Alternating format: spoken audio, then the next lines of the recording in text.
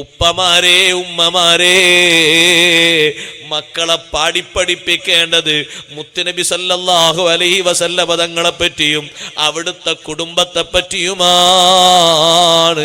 ഉമ്മമാരെ, ചെറിയ പെൺകുട്ടികൾ വളർന്നു വരുമ്പോ ഫാത്തിമ ബീവി റളിയല്ലാഹു അൻഹയുടെ ചരിത്രം ഓർമ്മപ്പെടുത്തി കൊടുക്കണം. 29 വയസ്സ് മാത്രമല്ലേ ഫാത്തിമ ബീവി റളിയല്ലാഹു അൻഹ ജീവിച്ചത്.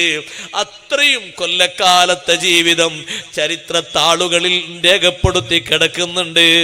ആ ഫാത്തിമ ബീവി റളിയല്ലാഹു അൻഹ ക്ഷമിച്ചത്, ആ ഫാത്തിമ ബീവി റളിയല്ലാഹു അൻഹ ഹയാ കാണിച്ചത്, ആ ഫാത്തിമ ബീവി റളിയല്ലാഹു അൻഹ കല്യാണത്തിന്റെ ആദ്യരാത്രിയിൽ തന്നെ നിസ്കാരം നിർവഹിച്ചത്, ആ ഫാത്തിമ ബീവി റളിയല്ലാഹു അൻഹ പ്രാരാബ്ധത്തിലും ഭർത്താവിനോടൊപ്പം കുടുംബത്തോടൊപ്പം കഴിഞ്ഞുകൂടിയത്, ഫാത്തിമ ബീവി റളിയല്ലാഹു അൻഹ 2 കൈയും മലക്കിയിട്ടും മരച്ചിട്ടും തണർത്തിട്ടും അതേ പൊട്ടിയിട്ടും ചീറ്റിയിട്ടും കൈയിന് തണർപ്പ് വന്നിട്ടും ആ സുന്ദരമായ ശരീരത്തിൽ കേടുപാട് വന്നിട്ടും ദിക്റിന്റെ മധുരം കൊണ്ട് ആത്മീയ ഭാവം കൊണ്ട് അടിമകളെ സ്വീകരിക്കാതെ ദിക്ർ കൊണ്ട് മതിയാക്കിയ സംഭവം മക്കൾക്ക് പകർന്നു കൊടുക്കണേ.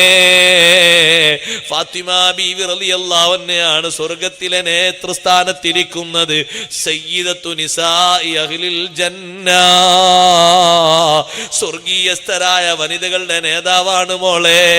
ആ നേതാവിന്റെ പിന്നിൽ നിൽക്കണമെങ്കിൽ നല്ല ഹയാഓടെ ജീവിക്കണേ. ജീവിതകാലത്ത് ഒരിക്കൽ പോലും ഫാത്തിമ ബീവിയുടെ ശരീരം ഒരന്യപുരുഷൻ കണ്ടിട്ടേയില്ല. ഫാത്തിമ ബീവിക്ക് വല്ലാത്ത ഹയാ. നബി സല്ലല്ലാഹു അലൈഹി വസല്ലമ തങ്ങളുടെ ചോദ്യത്തിന് ഫാത്തിമ ബീവി റളിയല്ലാഹു അൻഹ പറഞ്ഞ ഉത്തരവും അങ്ങനെയാണല്ലോ. ഫാത്തിമ, ഒരു സ്ത്രീ ഒരു പുരുഷനിൽ നിന്ന് ഒരു സ്ത്രീ ജീവിതത്തിൽ ഏറ്റവും നല്ല ഖൈറായി കാണേണ്ട കാര്യം എന്താണ്? ഫാത്തിമ റളിയല്ലാഹു അൻഹ മറുപടി പറയുന്നത് ഒരന്യപുരുഷൻ ഒരു പെണ്ണിനെ കാണാതിരിക്കലാണ്, ആ പെണ്ണ് അന്യപുരുഷനെയും കാണാതിരിക്കലാണ്.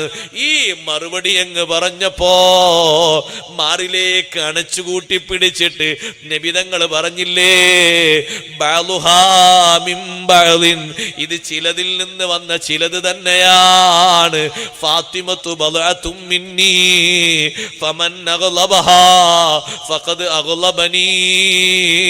എന്റെ ഫാത്തിമ ബീവി ആരെങ്കിലും വേദനിപ്പിച്ചാൽ, ഫാത്തിമ മോളെ ആരെങ്കിലും വിഷമിപ്പിച്ചാൽ എന്നെ വിഷമിപ്പിച്ചു പോയി.